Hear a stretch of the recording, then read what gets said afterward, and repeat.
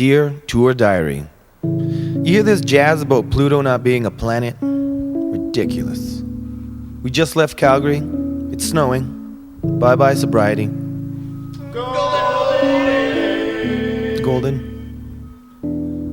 I usually make some sort of childish joke about golden showers when we drive through Golden, but my friend Ndidi grew up here and says those jokes are all played out, so, maybe they are, but check this out. The Golden Rim Inn is hiring Golden Rim jobs. Anyone think that's funny? Just me? No, that's cool. Kelowna. The strippers in Kelowna are totally fat and totally on duty. John says, if Scott keeps talking that pay it forward shit, I'm getting out. I thought Kelowna was supposed to be full of jerks. It wasn't. I thought I liked this town. I wonder why Joel Plaskett is so fed up with the place. The promoter looks like he could wear leather shorts without laughing.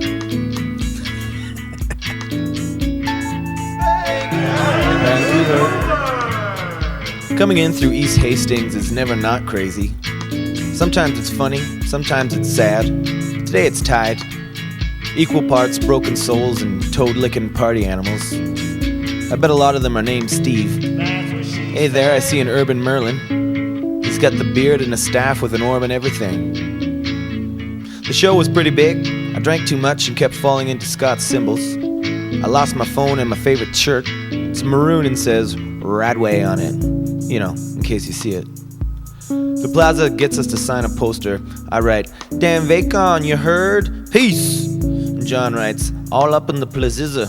We had breakfast at Bonds on Broadway. It's my favorite greasy spoon in the universe."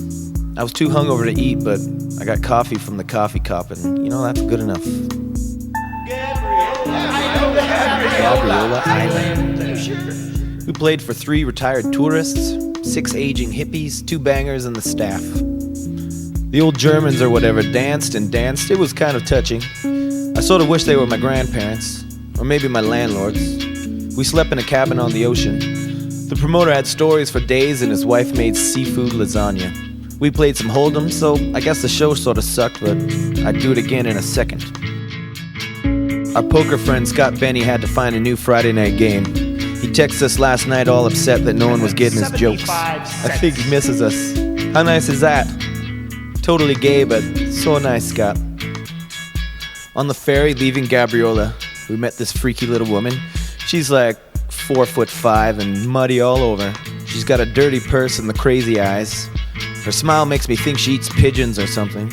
She walks up and says, "Hey, do you guys know how to get money?" Yeah, I got a question for you too. What? The story goes, she lost all her ID and couldn't access her bank account. Scott says to me, kind of pulls me off to the side, he says, "Oh, maybe she should consider engaging in lewd activities. Did you ever think of that?"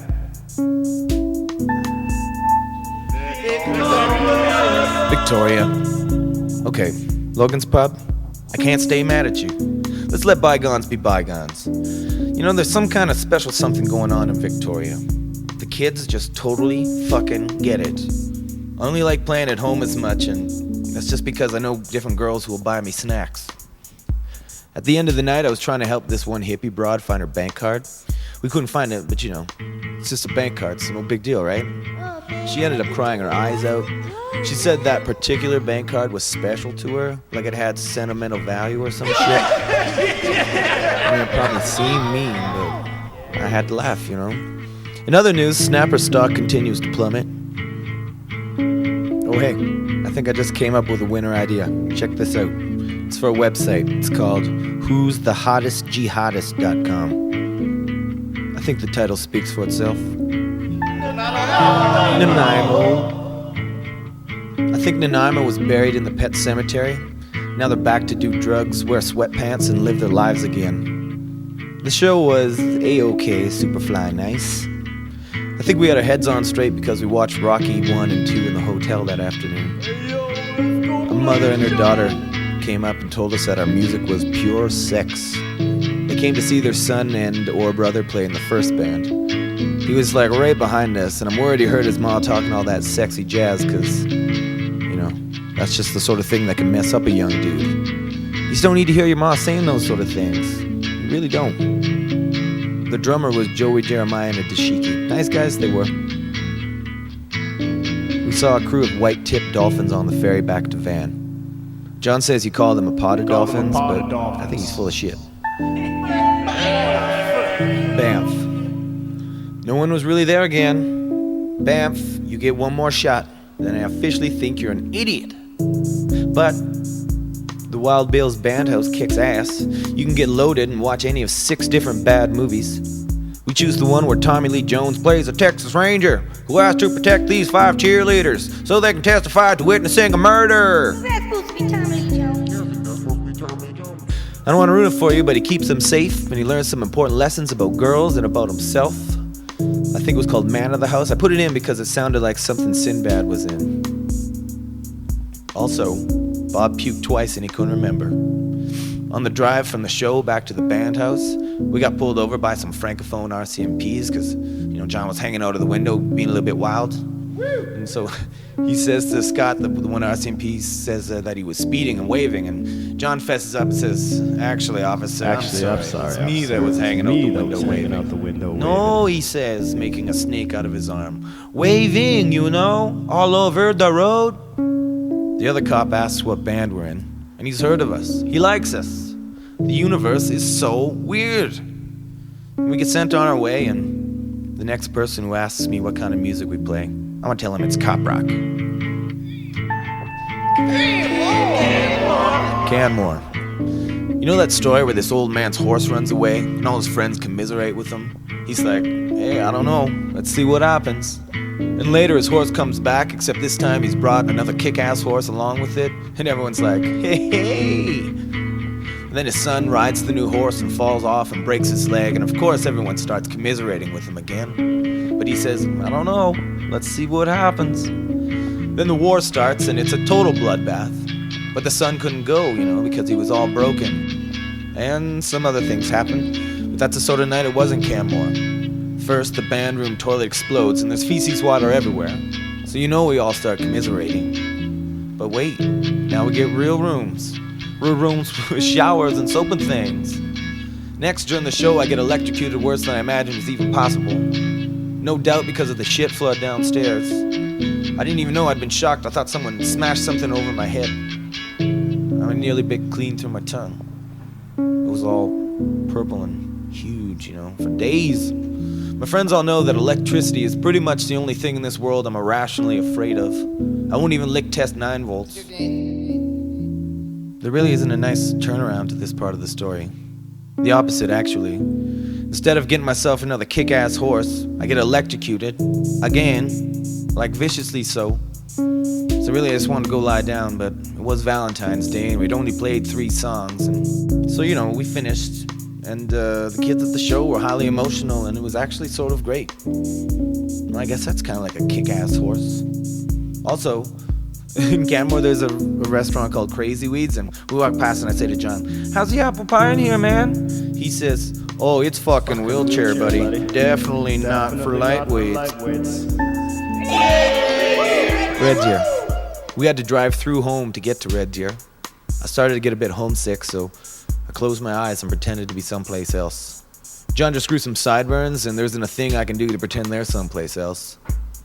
Hey, Red Deer, who the hell are you? And how do you know all the words? It was like we found out we were adopted and went out to find our real family, and when we finally find them, it turns out that all these years they've been searching for us too. Hey, thanks, Red Deer. I had no idea. Could you lend me a little chicken scratch? We just came up with a new pre-show prayer. Check this out. Put your arm around your buddy and repeat after me. Jesus Christ, please grant us the shit to drop it like it's hot. Amen. Edmonton. We went to Will's Ma's farm for buffalo lasagna today. I touched a Clydesdale, and some huge dogs, and a small dog, and a cat, and some mini horses. Then I washed my hands. The manager of the Starlight Room is a douchebag, and I don't mind saying it. The show was A-OK cool. The people in Edmonton kick ass. My new Red Deer family came. Lots of Calgary made it too. I felt obligated to drink and party as hard as I could, and I did. One girl is overheard saying to another, "You look like a pig caught in a t-shirt." Ladies are like so vicious.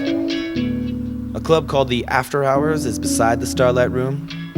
Now, there was no sign that actually said assholes get in free or anything, but there might as well have been. Loadout was retarded. A meth broad threw a punch at John with her weak little meth arms. She thought he might have bumped into her disgusting meth body on purpose. No. I saw this other bird half passed out on the sidewalk with her nose exploded across her face. Then I pulled this other dude into the van to keep him from getting pummeled. Some guy smashed him already in the face with a cue ball. I'm like, "Hey man, those are supposed to be used strictly for gaming purposes." No one tried anything on me because, mustaches make kids unconsciously scared that I might have dad strength. But I could tell the shit was going to get worse, so I split with a little crew back to the hotel. Right after we left, Scott saw a dude get stabbed right in front of the van. Then another guy came up and choked that guy. I mean, isn't that crazy? Choking someone after they were already stabbed? And I wonder if it was an accident. I hope it was an accident. I wonder if he found out later that the guy was already stabbed, if he'd be like, "Oh, I'm sorry, man. I didn't know you were already stabbed. I just wanted to choke you a little bit." Also, we had a huge home-style hotel party. I can't remember the details, but if I could, it wouldn't really have been home-style now, would it? Next morning, Scott yells to Steph out the window, "Hey, fatty, cheeseburgers are that way." Cheeseburgers are that way. And then she does that sad Charlie Brown walk, with that sad song. Now that's funny. Claire's home. We just drove past a giant sign in Claire's home reading, "Breakfast special, bucket of chicken." John says, "Well, breakfast is the most important bucket of chicken of the day." We're just really riding through to get to Lethbridge. On the way down, we learn the neutron dance. We are totally gonna cover that. Woo! Lethbridge. I still love Lethbridge. I love it. Corey says he's selling the Tongue and Groove, so we played and drank like we knew it was the last time we would play and drink there. And it was, and we knew it. I saw John do 6 back-to-back comedy shots of Help Yourself Sourpuss. He acted all angry, just like John Candy style. I met Lazy J, the motel in Claire's home with the trucker showers. She's Lazy J, it's named after her. The folks own it. Also, someone shit in the urinal.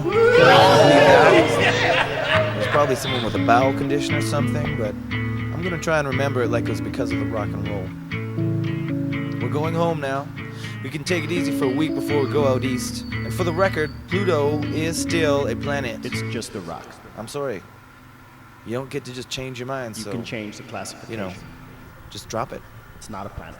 Love, Dan.